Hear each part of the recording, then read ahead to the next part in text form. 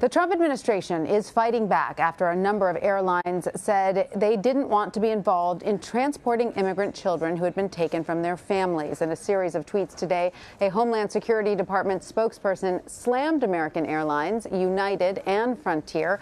Tyler Holton said it's unfortunate the companies don't want to help reunite families and blamed them for putting more kids at risk. Here to explain all of this is CBS News transportation correspondent Kris Van Cleave. Kris, thanks so much for being with us and following this story all day. If you wouldn't mind first back up a little bit and tell us how this story came to light. So this all started from a Facebook post that went viral where somebody reported seeing a group of kids that they said were undocumented immigrant minors. We don't know if they had been separated from their parents or if they'd come across the border unaccompanied, but they saw them on a flight. And basically calling out American Airlines and the other U.S. carriers for transporting these kids. Well, it came as a complete surprise to the airlines because what they have found as they've been looking into this, the government didn't tell them that this was happening. It appears, we're hearing from sources, that the tickets were booked through a government contractor as just a regular ticket, as though you and I had booked a flight for us and a group of kids. So the airlines were caught off guard because they didn't know it was happening.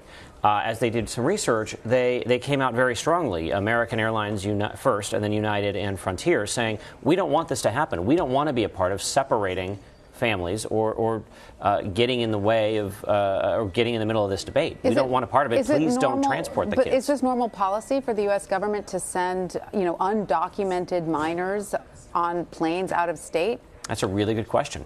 And it's not one that was on anyone's radar as of this morning, and it's not one that we have a clear answer for. We know now that the airlines are saying, please don't do this on our planes. Right.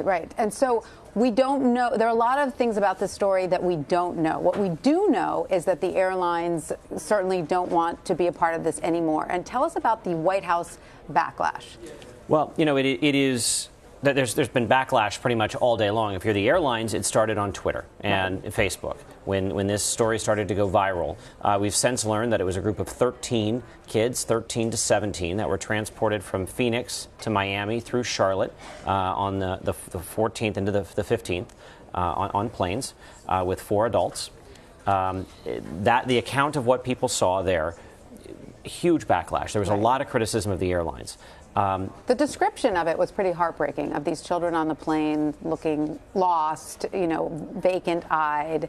And I think that description is what resonated with a lot of people, including the flight attendants. Yes. So now you've had the flight attendants union come out and say they don't support this. You had a very powerful op-ed written by a flight attendant in the Houston Chronicle today saying she will not work a flight if kids like this are being transported on it. She will not get on the plane. And now, are we to presume that these are children that are being moved from one detention center to another because of overcrowding? Can we not even assume that? We don't know, and I've asked the Department of Homeland Security about that. In the DHS statement responding to the airlines and essentially calling them out for not wanting to work with law enforcement, there was a sentence in there expressing disappointment that the airlines no longer want to work with the agency as they reunite people.